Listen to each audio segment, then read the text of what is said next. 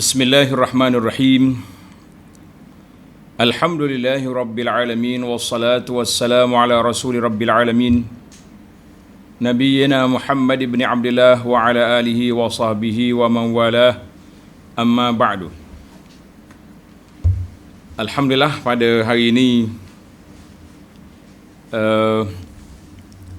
16 hari bulan 1 2021 dikenali dengan nama hari pertama PKP di negeri kita ini. Bila mari PKP bermakna hari kesunyian lah masjid-masjid, rumah-rumah Allah dan juga majlis-majlis ilmu secara bersemuka. Namun alhamdulillah kita dapat meneruskan pengajian kita di atas talian ataupun disebut dengan nama Alam Maya. Jadual kita teruskan dengan pengajian dalam kitab Hikayatun Fiqhiyah. Hikayat Fiqhiyah siri yang ke-35, iaitulah kisah Rifa'ah bin Rafi'. Rifa'ah bin Rafi' dan juga dua perbincangan kita di sini, iaitulah tentang bersin dan juga menguap. Bersin dan menguap. Kita pergi kepada hadis. Kisah yang diriwayat oleh Rifa'ah. An Rifa'ah bin Rafi' al-Ansari radhiyallahu anhu qala: Sallaitu khalfa Rasulillahi sallallahu alaihi wasallam fa'atastu. Kata Rifa'ah, aku solat di belakang Nabi sallallahu alaihi wasallam. Ada riwayat mengatakan salatul maghrib. Dia solat maghrib. Tengah-tengah solat dia bersin. Bersin. Faqultu alhamdulillah hamdan kathiran tayyiban mubarakan fih kama yuhibbu rabbuna wa yarda. Falamma shalla an-nabiy sallallahu alaihi wasallam, apabila selesai daripada solat, Nabi sallallahu alaihi wasallam bersabda, manil mutakallimu fi shalah? Siapa yang bercakap dalam solat tadi? Falam yatakallam ahadun. Tak ada siapa berani nak jawab. Senyap belaka. Rifa'ah pun senyap juga. Dia bimbang takut kena marah ke, kena. Thumma qalaha as-saniyah. Nabi tanya, manil mutakallim? Siapa bercakap tadi? Tengah solat ni, aku bunyi suara orang bercakap. Falam yatakallam ahadun. Tak ada seorang pun jawab. Sudah. Thumma qala as-salisah. Qalaha as-salisah. Nabi ulang kali yang ketiga. Siapa bercakap tadi? Faqala Rifa'ah. Rifa'ah pun dia tahu dah bahawa dia mesti kena jawab. Sebab dia yang bercakap. Kena marah ke, kena apa ke, bertanggungjawab. Qala ana ya Rasulullah. Saya. Qal, kata Nabi sallallahu alaihi wasallam, Nabi sallallahu alaihi wasallam, wallazi nafsi biyadihi, demi jiwaku di tangannya, laqad ibtaraha bid'un wa thalathuna malakan ayyuhum yas'adu biha. Sesungguhnya telah berebut lebih daripada 30 malaikat. Siapakah yang nak bawa naik pahala bacaan yang begini besar yang telah dibaca oleh Rifa'ah dalam bersin dia tadi. Hadzal hadis bihadzal lafz rawahu an-Nasa'i wa at-Tirmizi wa qala hadisun hasan. Hadis ini dikeluar oleh Imam Al-Bukhari daripada Rifa'ah juga. Tanda sikit pelajar. Hadis ini dikeluar oleh Imam Bukhari daripada Rifa'ah, tapi tidak ada cerita bersin. Yang ada ceritanya, kata Rifa'ah, kunna yauman nusalli wara'an nabi. Suatu hari kami solat di belakang Nabi sallallahu alaihi wasallam. Falamma rafa'a ra'sahu minar rak'ah, apabila Nabi kita angkat kepalanya daripada rukuk, yakni i'tidal, qala, Nabi kata sami Allahu liman hamidah, qala rajulun wara'ahu, seorang laki-laki di belakang dia, belakang Nabi, baca hasani, Rabbana walakal hamdu hamdan katsiran tayyiban mubarakan fih. Kemudian apabila selesai solat, Nabi tanya, manil mutakallim, siapa bercakap, siapa baca tadi? Qala ana, saya. Nabi pun sebut, ra'aitu bid'atan wa thalathina malakan yabtabdirunaha ayyuhum yaktubuha awal. Aku tengok lebih daripada 30 malaikat berebut siapa yang nak tulis. Dalam riwayat ni kan, siapa yang nak bawa naik laporan pahala yang begini besar. Baik, para jemaah sekalian, kita itu dia panggil matan cerita hadis. Ana sebut dua riwayat ini supaya para jemaah tidak tertanya-tanya. Mungkin ada setengah orang dia dengar bacaan ni, ustaz dia bagi tahu ketika bangun daripada rukuk, maknanya waktu i'tidal. Yang dalam cerita ni pula baca selepas daripada bersin, kan? Jadi dua riwayat ada, dua riwayat yang menceritakan kepada kita di sini. Baik para jemaah sekalian, apa yang kita nak huraikan dalam tajuk kita ni? Apa yang kita nak bincangkan? Yang pertama, dilalatul hadis. Hadis ini menunjukkan kepada apa? Kepada jawazul kalami fi salat bi alfazin min maddatis salati kal hamdi wat tasbih waz zikri fil fardi wan nafilah. Maknanya harus kita berkata-kata ataupun bercakap, baca dalam solat kita dengan lafaz bacaan solat, seperti alhamdulillah, tasbih, subhanallah, ataupun zikir, sama ada solat fardu atau solat sunat. Cerita Rifa'ah ni dalam solat fardu, kan? Cerita Rifa'ah ni dalam solat fardu. Tapi jangan bercakap benda-benda lain, jangan bercakap benda yang tidak sesuai dengan solat, benda yang keluar daripada tajuk solat, jangan bercakap. Kalau bercakap juga batal kita punya solat. Dan baiklah, kita pergi kepada 10 perbincangan. Di dalam kisah ini ada 10 perbincangan. Perbincangan yang pertama, kita belum lagi kenal Rifa'ah bin Rafi'. Rawi hadis ini nama dia Rifa'ah bin Rafi' bin Malik bin Al-Ijlan Al-Ansari Al-Khazraji Az-Zuraqi. Itu nama-nama kabilah dia lah. Bani Zuraik, orang kabilah Sariyah, Khazraj, Ansari orang Madinah. Jadi kita kena tanda-pandai lah dengan nama sahabat ni. Dia panggil ada lakab, ada mangkab dia, ada kelebihan dia sendiri mengikut kedudukan dia. Gelaran dia Abu Muaz. Mak dia siapa? Mak dia Ummu Malik binti Ubay bin Salul. Nama ni nama famous ni, Ubay bin Salul. Dah. Maka mak dia tu adik-beradik dengan Abdullah bin Ubay bin Salul, Ra'sul Munafiqin, bapa munafik Madinah, tepak saudara dia. Allahu Akbar. Kita jangan kata ni anak saudara munafik lah. Jangan buat lagu tu, kan? Kita tak boleh nak kata macam tu. Sebab apa? Sebab dia pak saudara lain. Ini anak saudara dia, orang yang beriman, mantap imannya, masya-Allah, tabarakallah. Tengok ni, siapa dia? Rifa'ah. Syahida huwa wa abuhu Rafi' bin Malik bai'atal aqabah. Tengok dia punya kelebihan.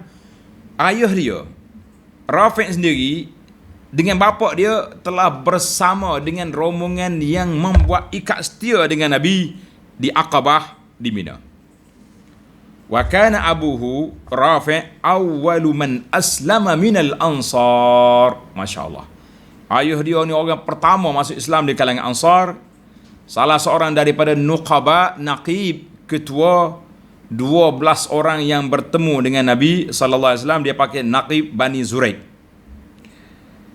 Dia sendiri Rafi' dan Muaz bin Afra awwalu Khazrajaini aslama wa huwa, ayah dia tu. Dengan Muaz bin Afra di antara yang terawal Khazraj yang masuk Islam. Kita kata Masya Allah, tabarakallah. Ini hebat orangnya. Rifa'ah ni sempat menghadiri Ma'rakah Badar.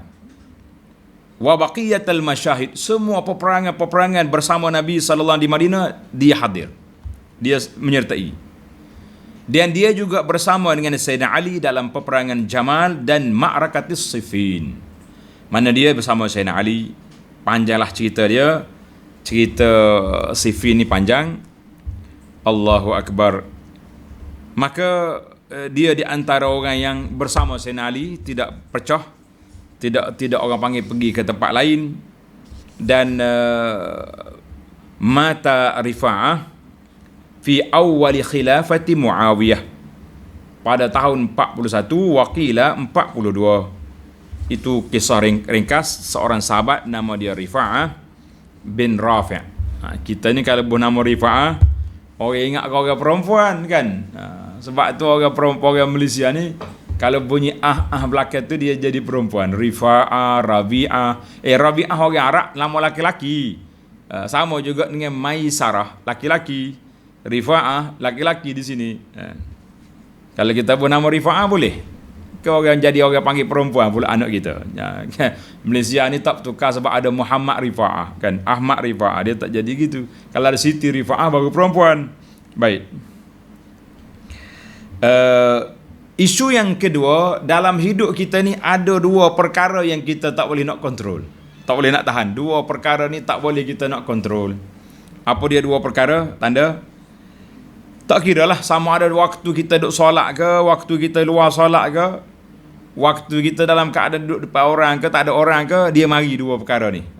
Kita kena jaga betul-betul, perhatikan. Yang pertama, al-utas, bersin. Kita kadang-kadang duduk mengajar ni, tiba-tiba gatal hidup, bersin. Yang tak tahannya tengah duduk mengajar ni, satu lagi dia panggil tasawuf, menguak. Tu berat kita. Tengah duduk mengajar, sudah. Kerana ustaz lama lena, terlena tengah duduk kuliah ke tu. Ini masalah kita. Maka yang pertama bersin.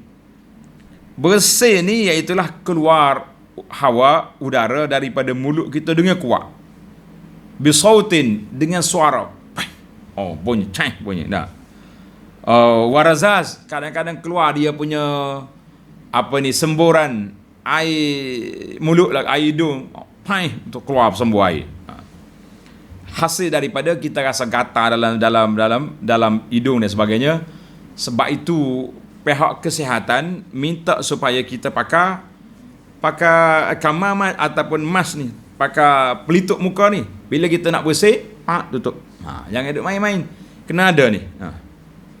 Waktu kita duduk seorang tak apalah. Maknanya kena ada pelitup. Terutama ni zaman Covid, zaman pandemik ni kita kena ada. Yang kedua, yang kita tak boleh nak kontrol juga, tasawuf. Tasawuf ni dia menguak.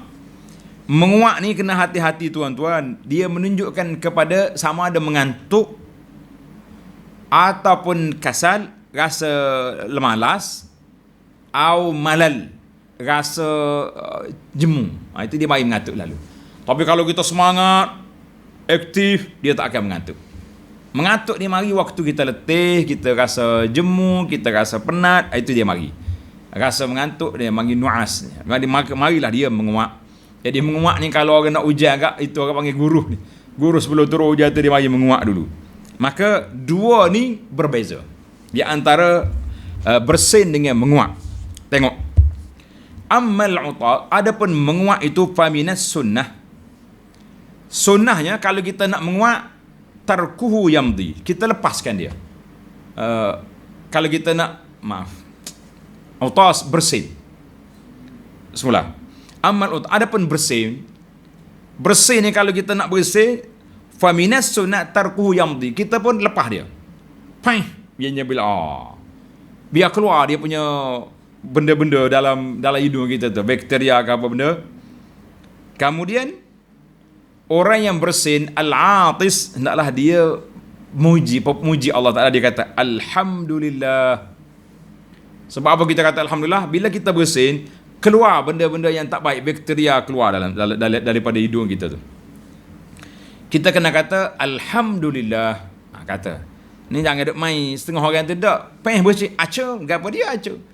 Bersih Alhamdulillah, kata Alhamdulillah.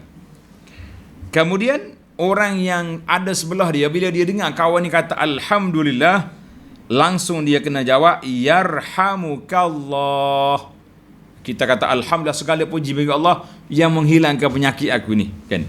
Maka orang sebelah kita kena jawab yarhamukallah, Allah Taala bagi rahmat pada tuan. Fayad'u lahu al-atis, maka kita kena jawab sekali lagi doa kawan tu, balas balik doa dia. Kita kata yahdikumullah wa yuslih balakum. Yahdikumullah wa yuslih balakum. Allah Ta'ala lah beri hidayah kepada kamu dan memperbaikkan jiwamu. Memperbaikkan jiwa kamu. Baik, tinggal lagi soalan, kalau orang bukan Islam macam mana? Kalau orang bukan Islam, dia kata orang kafir yang bersin, kita kata yahdikumullah wa yuslih balakum. Allah Ta'ala beri kebaikan kepada kamu. Kalau orang bukan Islam, kalau dia bersin, dia jawab, kita kata juga yahdikumullah wa yuslih balakum. Allah Ta'ala lah beri hidayah kepada kamu dan memperbaiki hatimu supaya terima Islam. Jawapan yang sama. Boleh kita jawab. Ni tuan-tuan tengok dalam buku Perisai Muslim ni, bacaan yang ke-77, doa ketika bersin. Doa ketika bersin. Jadi para jemaah sekalian, ini syarat. Syarat kita nak doa ni, orang yang bersin tu kena puji Allah dulu. Kalau dia bersin, acum, senyap, jangan jawab. Kita jangan dilayan. Jangan kata yarhamukallah lah, tak perlu. Sebab dia tak puji Allah. Maka dia panggil, di sini kena ada timbang tara. Dia puji Allah, kita doakan untuk dia. Bila orang doa untuk kita, kita jawab yahdikumullah wa yuslih balakum. Allah Ta'ala hidayah kepada kamu, Allah Ta'ala perbaikkan urusanmu. Maka kenapa maka di antara adab yang kita diajar, apabila kita bersin, kita kena tutup dengan kain ke, kalau tak ada kain dengan tangan, kalau tidak pun dengan pelitup, pakai pelitup kita ni. Untuk apa? Dua sebab kita kena tutup. Yang pertama, taqazzus. Kita rasa, yalah, tak sedap lah orang bersin belah kita ni, kan? Macam sembuh air liu dia ke apa, air hidung dia ke kat kita, susah. Lebih-lebih lagi zaman sekarang ni, zaman Covid ni, menjadi satu kewajipan lah kita kena pakai pelitup. Sah ke bersin, kita nak bercakap kuat pun kena pakai. Yang kedua, kita rasa tak baik juga dari sudut kesihatan, sebab takut jarasim, bakteria-bakteria tu melarak bersembuh ke orang lain. Itu dia panggil yang pertama al-utas, bersin. Kita pergi pada yang kedua, at-tasa'ub, menguap. Menguap ni macam mana pula?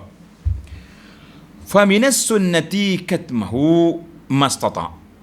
Sunnah bagi orang yang menguap, kita kena tolak dia. Ma'a satri famihi, dia kena tutup mulut, tahan dia tu. Kena tutup. Mana kalau kita nak nguap, jangan ngangor macam harimau lapar gitu, jangan. Tutup mulut. Tutup dengan tangan kau, ikutlah dengan kain kau, dengan tangan kau, yang penting tutup.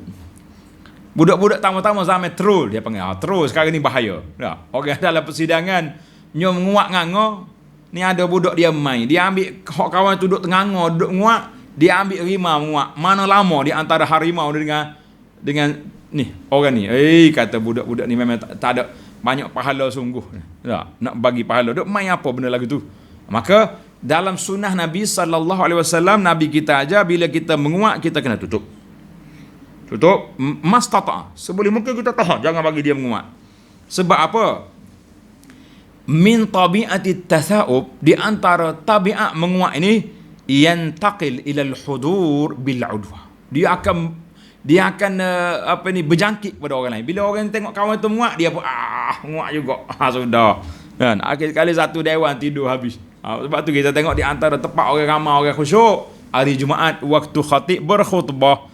Khatib duk khutbah ittaqullah. Hak belakang ni pun kerah.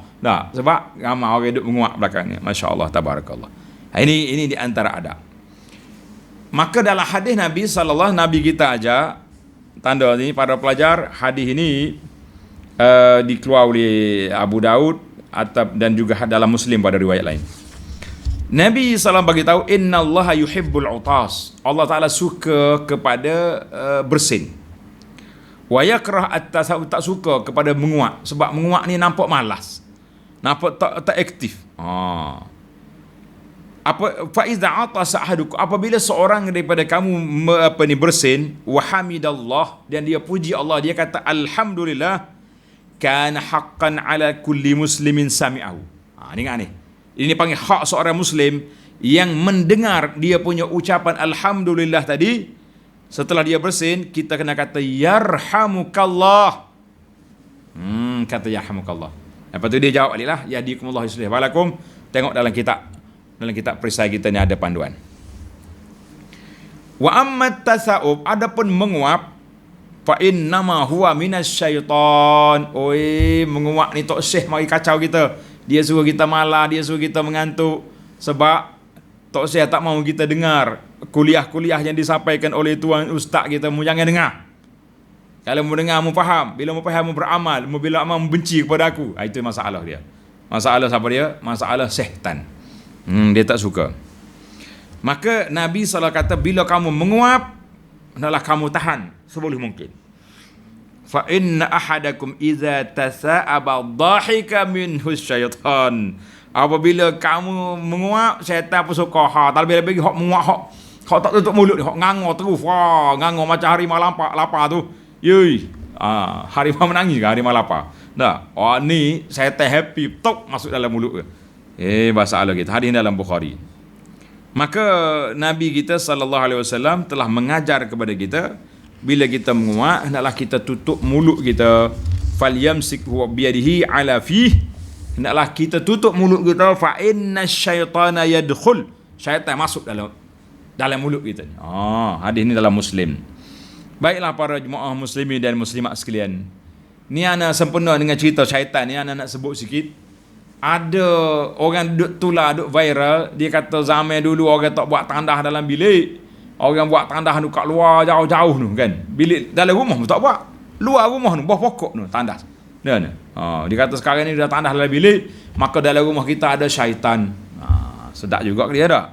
Jadi tandah tu kena tutup sentiasa lah pintu, sebab syaitan duduk dalam tu. Sebab tu bila kita nak masuk dalam tandah, kita kena baca a'udzubika minal, Allahumma inni a'udzubika minal khubuthi wal khaba'is. Kan kita kena baca. Kita kata jangan duduk macam tu lah. Dalam tandah dalam rumah ke mana, syaitan dia duduk belakang. Dalam rumah awak tu, kalau kita duduk ada benda patung-patung, benda-benda bunyi belik-belik, syaitan penuh dalam tu. Jadi sebab itulah kita nak masuk rumah, kita kena baca auzubillahi minasyaitanirrajim. Kita kena baca bismillahirrahmanirrahim. Contohnya bacaan-bacaan, bila kita baca bismillah, syaitan tak masuk. Kalau tidak, penuh dalam rumah kita dengan syaitan. Sama juga dalam bilik air pun, dalam tandah, bila kita nak masuk, kita kena auzubika minal khubuthi wal khaba'is. Kita tak tahu syaitan duduk tidur situ ke ada dalam tu, wallahu alam. Jangan duduk teori banyak sangat, benda pelik-pelik. Jadi orang pun takutlah. Pintu bilik air jangan buka, tutup. Jadi sebab syaitan duduk situ. Mana kau nampak dah? Sebenarnya syaitan duduk atas kepala dia tu, tengok. Nabi kata syaitan duduk belakang dia. Kalau orang bersih, orang menguak, tak tutup mulut, yadkhul, syaitan masuk dalam mulut. Nak kata apa? Kalau orang tidur tak baca doa, syaitan duduk dalam khayashim, duduk dalam hidung dia tu. Duduk apa, dia bermabit dalam gua hidung. Kata apa? Masya-Allah, tabarakallah. Baiklah. Yang ketiga, fi bidayatil Islam, di awal Islam dulu kita boleh bercakap dalam solat, boleh bercakap. Sebagaimana yang telah kita sebut dalam siri yang lepas, iaitu hadis Muawiyah bin Hakam, Muawiyah ibnul Hakam, yang bercakap, dan juga hadis Abu Zubair yang Nabi kita bagi isyarat tu kan. Hadis Muawiyah bin Hakam As-Sulami, memang dia bersin, dia pun bercakap. Bila bercakap orang pakak marah belaka. Akhir sekali Nabi kita sallallahu alaihi wasallam bagi nasihat kepada dia, tak boleh lagi bercakap dalam solat. Alhamdulillah. Baik, yang isu yang keempat, syara'al Islamu lil muslimina at-tasbih. Islam mensyariatkan kepada orang Islam, bagi laki-laki muslimin, kalau ada isu apa-apa dalam solat nak tegur, kita kena tasbih subhanallah. Wat tasfiqu lin nisa, dan bagi orang perempuan tepuk tangan, tepuk atas belakang. Gitu. Laki-laki tasbih. Apabila berlakunya kesalahan bagi pihak imam ataupun apa-apa yang patut kita tambih, beri perhatian. Ini ganti daripada tepuk paha dulu. Kalau ada salah, dia tepuk paha. Gitu. Sekarang ni tak ada dah. Subhanallah. Bagi wanita, tepuk tangan. Tepuk ni, belakang. Ni, atas tangan. Yang gini, ini happy ni. Gini. Allahu Akbar. Kemudian bila dilarang, cuma rifa'ah ni dia tak tahu. Menjadi adab budaya mereka, Masya Allah, Tabarakallah. Kan?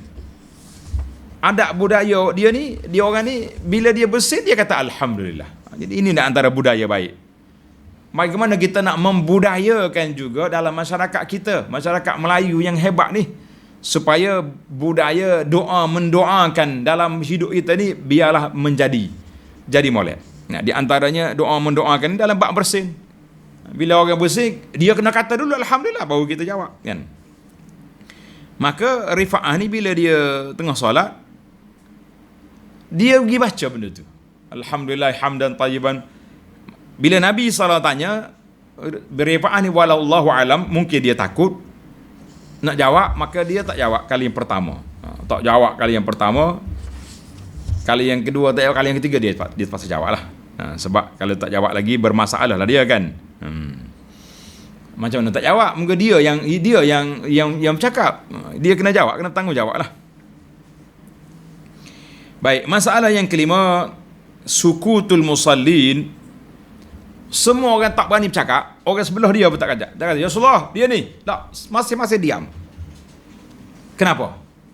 Dia kata, tadullu ala haibatihim li Rasulillah sallallahu. Itu menunjukkan kepada mereka terlalu hebatnya Nabi, sehingga dia orang takut nak bercakap. Main-main, takut. Hebat ni menunjukkan kepada ihtiram wa tabjil, menghormati dan membesarkan Nabi sallallahu alaihi wasallam. Bukan takut macam takut ke penguasa zalim, itu tidak. Orang panggil terlalu hebat, terlalu hebat. Dan sangat makruf hadis Amr bin Al-As waktu nak mati, kan. Dia kata, mu ni kalau suruh aku sifatkan rupa Nabi, aku tak berani.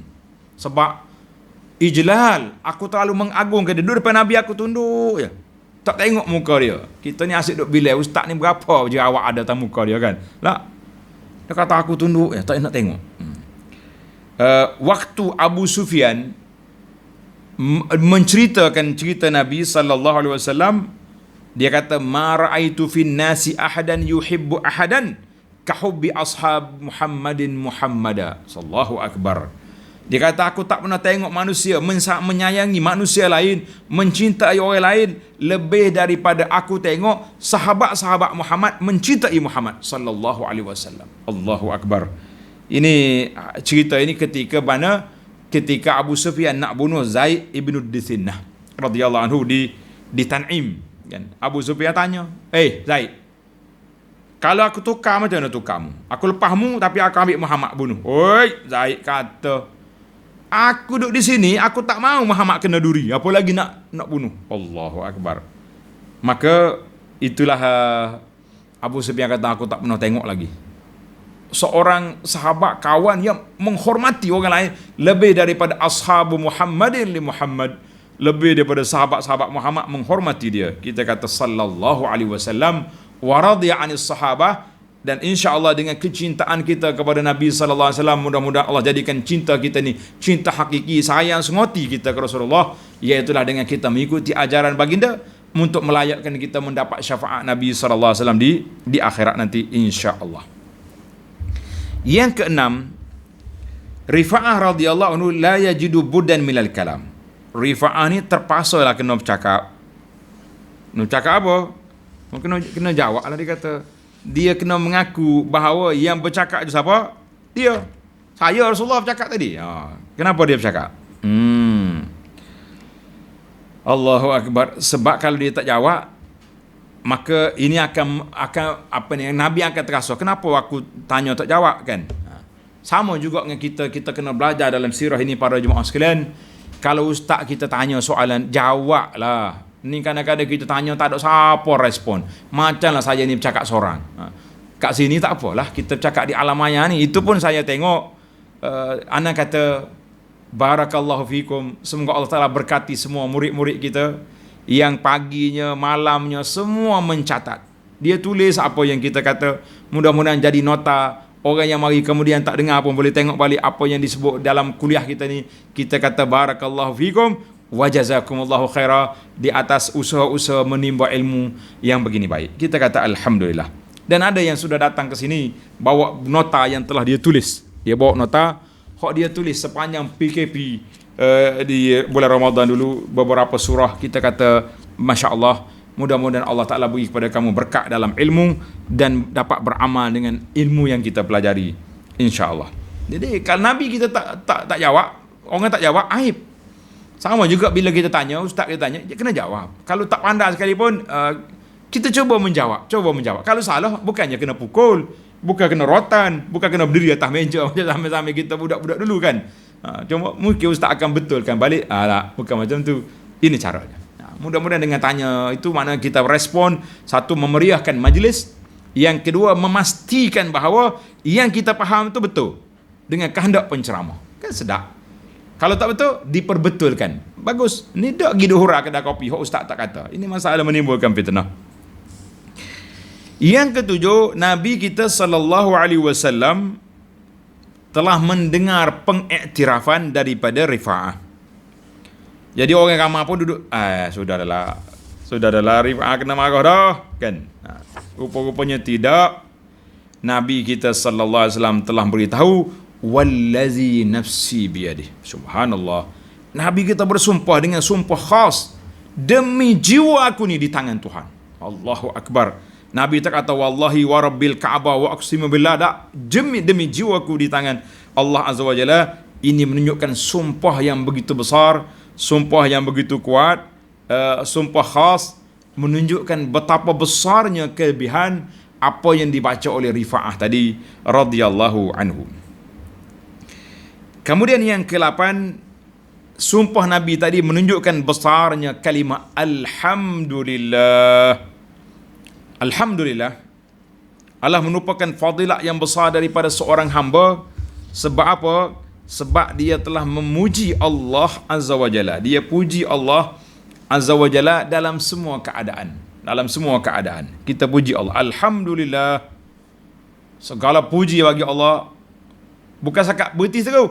Hamdan kathiran tayyiban mubarakan fih. Dengan pujian yang banyak, yang baik, yang berkat padanya. Masya Allah. Mana pujian, kalau kita bahasa kita full pujian kita tu. Kemuncak kita punya pujian. Kita kata Masya Allah, Tabarakallah. Sebab itulah Nabi SAW memuji bacaan Rifa'ah itu. Sebab dia telah memuji Allah Azza wa Jalla. Maka para jemaah sekalian, kita kena ingatlah, kita kena ingat bahawa Nabi sebut dalam hadis, Allah Ta'ala suka hamba dia bila dia makan, dia kata Alhamdulillah, puji Allah Ta'ala. Bila dia minum, dia kata Alhamdulillah. Apa saja yang kita kena buat pun, kita kena kata Alhamdulillah. Nah, kadang-kadang kita dengar penceramah ni kata Alhamdulillahilladzi la yuhmadu ala makruhin siwa. Dia kata segala puji bagi Allah yang tidak dipuji di atas perbuatan yang kita tak suka lain daripada Allah. Orang lain kalau buat benda kita tak suka, kita tak puji. Kita diam ataupun kita protes. Zaman-zaman kita ni, zaman netizen dia panggil ni. Zaman netizen ni banyak rusak dah. Kerajaan isytihar PKP, macam-macam dia komen bawah. Dia komen kat bawah tu dah, apa PKP ni merosakkan ekonomi lah. Belum PKP dulu dia kata kajian lambat bertindak, Covid sudah naik 3,000 lebih. Hari ni sudah 4,000 lebih. Bila PKP pula dia komen pula, dia kata merosakkan ekonomi peniaga kecil lah, macam-macam. Nah, orang masjid pula marah. Macam mana masjid ditutup, supermarket dibuka, tak habis kita. Maka Allah SWT kata di khatib ini kata, segala alhamdulillahilladzi la yuhmadu ala makruhin siwa. Kita kena puji Allah Ta'ala dalam semua keadaan, suka ke tak suka. Hak kita tak suka, kita redha. Tapi kita puji alhamdulillah ala kulli hal. Kita segala puji bagi Allah dalam semua keadaan. Kita tak suka hari ni, boleh jadi 5 tahun akan datang. Boleh jadi 10 tahun lagi. Kita akan gembira dengan ketentuan Allah Azza wa Jalla 5 atau 10 tahun yang lepas. Kita kata Masya Allah, Tabarakallah, hari ni baru terserlah. Hari ni baru nampak hikmah di sebalik kenapa Allah Ta'ala beri benda yang aku tak suka waktu tu, waktu kita nak. Adalah kita nak sesuatu tak dapat, ataupun dapat yang lain, ataupun yang penting kita tidak happy dengan apa yang kita dapat. Tapi kita kena puji Allah, sebab kita tak tahu di sebalik kelebihan itu apa yang Allah nak beri kepada kita. Kita kata Masya Allah, Tabarakallah, puji. Maka Nabi kata setiap kali makan memuji, minum puji, apa saja kita dapat kita kena puji Allah Ta'ala dalam semua keadaan. Sebab kita, biarlah kita jadi seorang yang al-mu'min as-syakir, orang mukmin yang bersyukur dalam apa saja keadaan, as-sabir, orang yang sabar dalam semua keadaan. Kita kata Alhamdulillah. Baik, isu rifa'ah ini kan, isu rifa'ah ni apa jadi? Dia ni, maaf, sebelum tu Alhamdulillah ini, kalimah Alhamdulillah katanya lebih daripada 50 ayat dalam Quran mulai dengan Alhamdulillah. Dan Allah Ta'ala puji segala hamba-hamba dia yang muji dia. Dalam surah Al-Fatihah, Alhamdulillahirabbil alamin, kita mengulanginya paling kurang 15 kali satu hari. Mungkin banyak lagi, setiap kali kita salat kita ulang. Dan setengah pak imam pula dia ulang lagi lepas salat, walaupun tidak ada riwayat. Nabi kita sallallahu alaihi wasallam baca riwayat yang sahih, Nabi kita baca lepas solat Al-Fatihah. Sebab itulah saya tak masuk dalam buku zikir lepas solat ni Al-Fatihah, sebab tidak ada riwayat yang sahih. Walaupun masyhur dibuat oleh orang, kita kata tak apa. Baiklah, yang terakhir, kata-kata rifa'ah ini lam yusbaq ilaih, belum lagi dibaca oleh orang lain, tak pernah dibaca oleh orang lain. Sebab itulah Nabi kita puji dia. Masya Allah, Tabarakallah. Maka dalam riwayat ini ada dua perkara. Yang pertama, riwayat ini mengatakan rifa'ah baca selepas dia bersin. Tapi dalam solat, Alhamdulillah hamdan tayyiban mubarakan, kan? Maka para ulama kata, adakah dia menjadi sunat bersin? Tak. Bersin, dan dalam buku Perisai Muslim ni kita dah sebut bahawa bersin itu cukup dengan kita kata Alhamdulillah, itu saja. Kemudian orang dengar kata yarhamukallah. Kemudian orang bersin jawab sekali yahdikumullah wa yuslih balakum. Baik, adapun dalam i'tidal, waktu kita i'tidal, tengok tuan-tuan, hadis rifa'ah dalam Bukhari dia kata waktu i'tidal, bangkit daripada rukuk, Nabi kata sami Allahu liman hamidah. Maka seorang laki-laki di belakang Nabi kata Rabbana walakal hamdu hamdan katsiran tayyiban mubarakan fih. Jadi ada ulama hadis dalam syarah ni kata hak yang berkata tadi dia sendiri dah lah. Al-rajulu itu rifa'ah tu sendiri dah. Rifa'ah sendiri yang telah berkata hamdan tayyiban mubarakan fih, kan? Maka hadis ini menunjukkan kepada bacaan yang elok kita baca selepas daripada kita i'tidal. Kita jangan berpada dengan yang apa yang sudah ada. Ni kita dah sami Allahu liman hamidah Rabbana lakal ham, pakai senyap. La, kita baca ni. Dalam kitab perisai ni ada. Tuan-tuan kalau tak ingat Perisai Muslim ni, siapa dia nak kita tengok dalam grup kita tu, insya-Allah kita bagi percuma PDF lah. Nanti kita baca sami Allahu liman hamidah Rabbana walakal hamd hamdan katsiran tayyiban mubarakan fih. Tengok kita baca itu, kan? Kita baca hamdan tayyiban mubarakan fih. Elok kita baca dalam setakat itu ada dalam Muslim. Apun bacaan rifa'ah tadi dalam Abu Daud, dalam Tirmizi dan Nasa'i, kama yuhibbu rabbuna wa yarda, ada tambahan lagi. Baik, elok kita baca. Satu lagi saya nak tambah doa lepas dalam i'tidal juga kita baca mil as-samawati wa mil al-ardi wa ma bainahuma mil ma syi'ta min syai'in ba'du ahla as-sana'i wal majd ahaqqu ma qala al-'abdu wa kulluna laka 'abdun Allahumma la mani'a lima a'tait wa la mu'tiya lima mana' wala yanfa'u zal jaddi minkal jadd. Tuan-tuan tengok dalam perisai ini, muka surat 50, bacaan yang ke-18. Bacaan yang ke-18. Cuma timbul lagi soalan, Bolehkah kita baca-baca ni? Jawabnya, kita boleh baca dalam solat dengan bacaan-bacaan yang berbentuk bacaan solat. Macam Alhamdulillah, tasbih dan zikir. Sebab tu Nabi kita sebut, apabila kita tengah baca ayat tentang syurga dalam solat, kita boleh sebut Allahumma inni as'alukal jannah. Baca ayat tentang neraka, wa'audzubika minan nar. Boleh.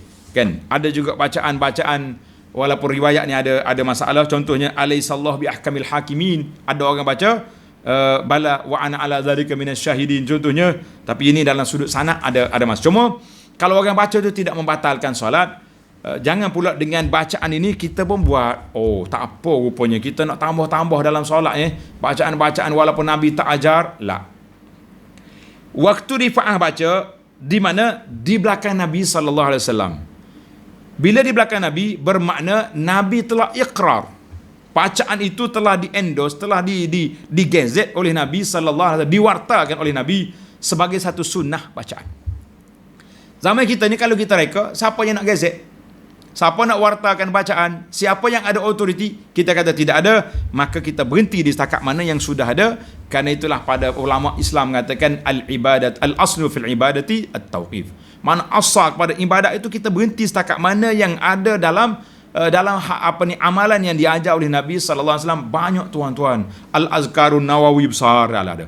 Amalul yaum wal lailah contohnya ditulis oleh ulama-ulama Islam. Kita kata banyak zikir dan kitabul azkar, kitabul da'awat dalam sunan semua ada. Ini kenapa kita nak cari yang pelik-pelik yang sudah warid daripada Nabi sallallahu alaihi wasallam sudah ada. Kita kata alhamdulillah tilka asyaratun kamilah. Jadi insya-Allah kita sambung lagi perbincangan kita dalam siri yang akan datang dalam kisah yang lain pula insya-Allah. Subhanakallahumma bihamdika asyhadu an la ilaha illa anta astaghfiruka wa atubu ilaik. Wa sallallahu ala nabiyyina Muhammad wa ala alihi wa sahbihi ajma'in walhamdulillahi rabbil alamin.